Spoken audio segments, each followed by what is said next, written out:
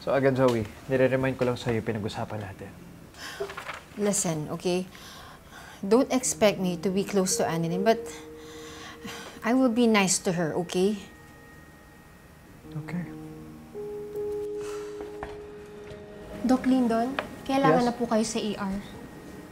Alright, I'll be there.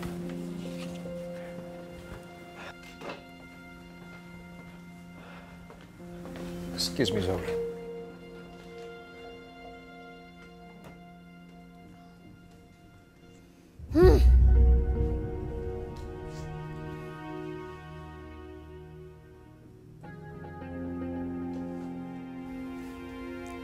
Sigurado akong may sikreto ka ding nakatago dyan sa phone mo, Doc Javier.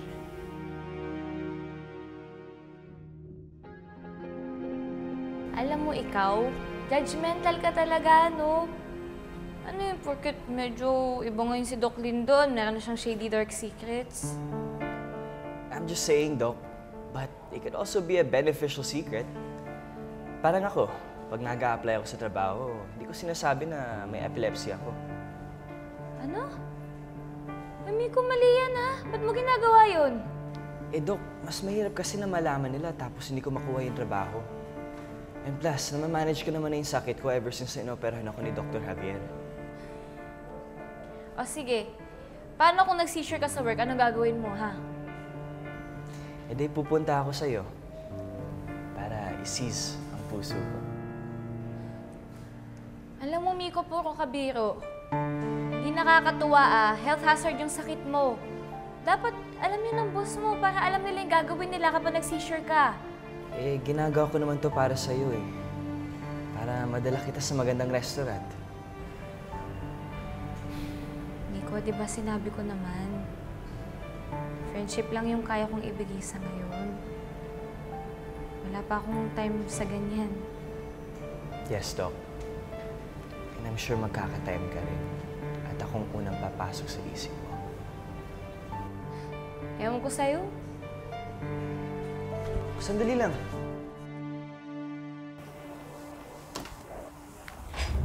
Oh.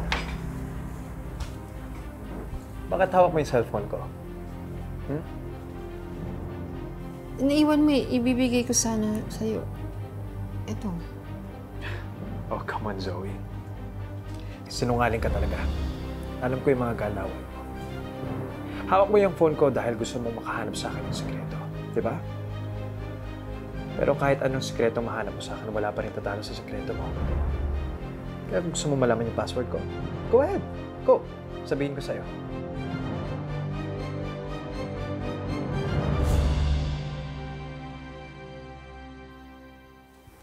Good girl. Kaya wag mo akong tatablahin, Zoe. Dahil kapag nalaman nila yung sekreto mo, parang Pandora's box lang yan. Sunod-sunod nakakawala yung mga kamalasan mo. Well, una, mawawala sa yung daddy mo. Pangalawa, mawawalan ka ng mana.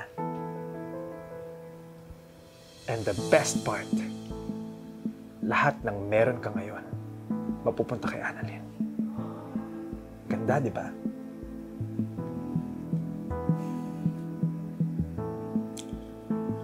Doc Javier, tutupad ako sa usapan natin. Sana tumapad ka rin.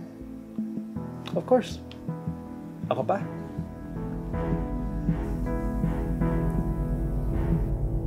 Sige na, you can go. Baka mamaya ano pa yung nakawin mo dito.